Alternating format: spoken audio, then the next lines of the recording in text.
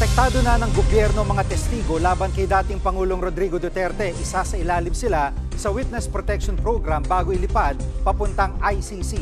Live mula sa Maynila, nangunguna sa balita si News 5 Justice Correspondent Camille Samonte. Camille, anong sinabi ni Justice Secretary Remulla tungkol dito?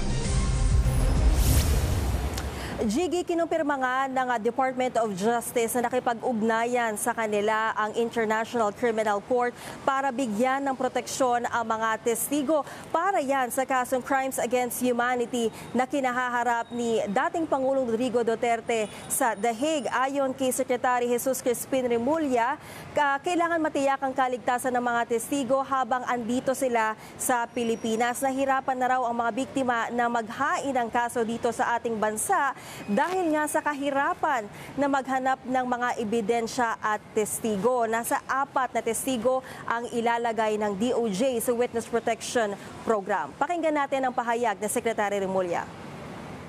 We will protect the witnesses. Whatever it takes to protect the witnesses, we will do. Because the prosecution will rely on these witnesses. At Camille, gobyerno bang gagasto sa pagpapalipad sa mga testigo papuntang The Hague?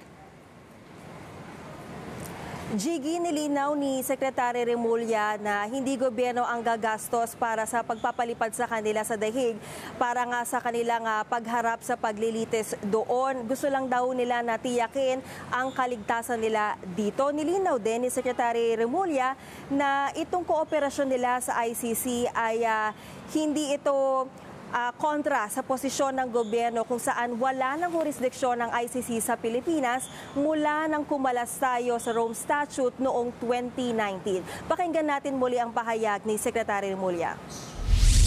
We already chose not to pursue the cases and let the ICC pursue these cases.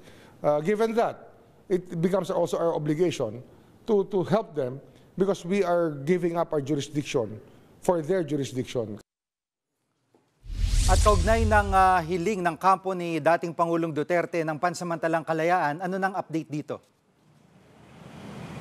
Gigi, tinutulan nga ng Office of Public Counsel for Victims ng ICC ang hiling na interim release o yung pansamantalang paglaya ni dating Pangulong Duterte. Giit nila may matibay na ebidensya nga o batayan laban nga doon sa mga paratang na ibinabato kay Duterte. At sinasabi nila, Gigi, ay ang pagpapalara raw kay Duterte ay posibleng maging banta sa buhay ng mga biktima at magdulot ng kaguluhan sa bansa. Ang pananatili raw ni Duterte sa kulungan ang tanging paraan para masigurong haharap siya sa paglilitis. Gigi. Yan ang ulat ni Camille Samonte live mula sa Maynila.